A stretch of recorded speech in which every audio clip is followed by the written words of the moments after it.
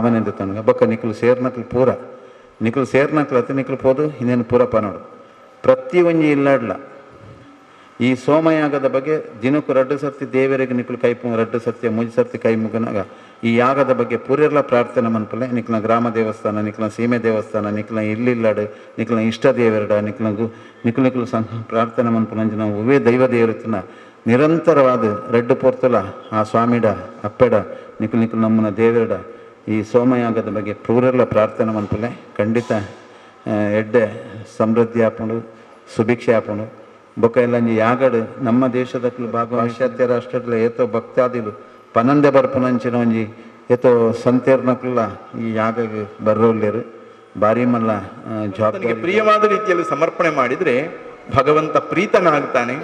ಭಗವಂತನಿಗೆ ಸಂತೋಷ ಆದರೆ ಭಗವಂತ ಏನು ಮಾಡ್ತಾನೆ? ಊರಿಗೆ ಒಳ್ಳೆಯದು ಮಾಡ್ತಾನೆ. ನಮ್ಮ ಊರಿನೊಳಗೆ ನಾವಿರೋದು, ಆದ ಕಾರಣ ಈ ಊರಿನ ಈ ಜಗತ್ತಿನ ಸಂರಕ್ಷಣೆ ನಮ್ಮೆಲ್ಲರ ಕರ್ತವ್ಯ. ಪ್ರತಿಯೊಬ್ಬರೂ ತೊಡಗಿಸಿಕೊಂಡು ಮಾಡುವ ಒಳ್ಳೆ ಕೆಲಸದಲ್ಲಿ ನಾವು ಜೊತೆಯಾಗೋಣ. ನೀವೆಲ್ಲರೂ ಬರಬೇಕು. 17ನೇ ತಾರೀಕು ಹೊರೆಕಾಣಿಕೆಯಲ್ಲಿಯೂ ಬರಬೇಕು. 18ನೇ ತಾರೀಕಿನಲ್ಲಿ ನಿಮ್ಮ ಹೆಮ್ಮೆಯ ಕುಲದ ಈ ವೃತ್ತಿಯಿಂದ ಅದು ಯಾಗದಲ್ಲಿ ಪ್ರವರ್ಗಕ್ಕೆ ಉಪಯೋಗ ಆಗುವಂತಹ ಮತ್ತು 1200 ಸಣ್ಣ ಗಾತ್ರದ ಮಣ್ಣಿನ ಪಾತ್ರೆಗಳ ಮತ್ತು ಬೇರೆ ಬೇರೆ ಗಾತ್ರದ ಮಣ್ಣಿನ ಪಾತ್ರೆಗಳನ್ನೆಲ್ಲ ಮಾಡಿಕೊಳ್ಳಿಕ್ಕಿದ್ದಾರೆ. ಇದನ್ನೆಲ್ಲ ದೇವರು ಚಂದಕ್ಕೆ ಸ್ವೀಕರಿಸಿಕೊಳ್ಳಿ, ಚಂದಕ್ಕೆ ಮಾಡಿಸಿ ಸ್ವೀಕರಿಸಿಕೊಳ್ಳಿ. ಹಾಗೆ ಅದನ್ನು ಸಮರ್ಪಣೆ ಮಾಡುವ ಸಮಯದಲ್ಲಿ ಅಂದರೆ 18ನೇ ತಾರೀಕಿನ ಹೊತ್ತು ಒಂದು 2:30 ಗಂಟೆಗೆ ನೀವೆಲ್ಲರೂ ಉಪ್ಪಳಕ್ಕೆ ಬಂದು ಸೇರಬೇಕು. ಹೆಮ್ಮೆಯಿಂದ ಯಜ್ಞೇಶ್ವರನ ಸನ್ನಿಧಿಗೆ ತಂದು ಸಮರ್ಪಿಸಬೇಕು. ಇನ್ನು ಇಲ್ಲಿ ವಿಷ್ಣು ಸಹಸ್ರನಾಮ ದೇವರನ್ನ ನೀವು ನೋಡಿದ್ದೀರಿ. ಈ ದೇವರು ಗ್ರಾಮ ಗ್ರಾಮಕ್ಕೆ ಸಂಚರಿಸ್ತಾ ಇದ್ದಾರೆ.